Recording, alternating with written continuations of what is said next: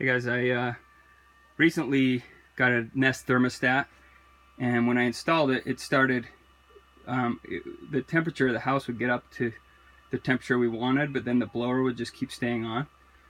So I thought maybe something's messed up with my furnace. So I came down here, opened it up.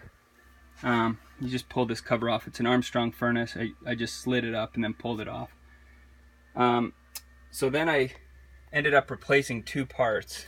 This is the igniter, replace that, and then the flame sensor, which is that one. They were about 20 bucks on eBay each. The igniter basically comes down here and it heats it uses electricity and starts the flame when the furnace is turning on.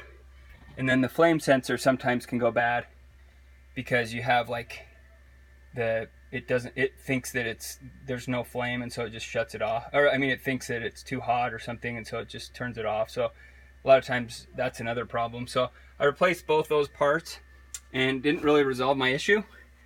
So then I determined what was really lame was because I recently replaced the Nest. I put the Nest thermostat in, and it had a setting, like a firmware or an update from Nest that basically set this setting on that would make it so your blower just turned on all the time. So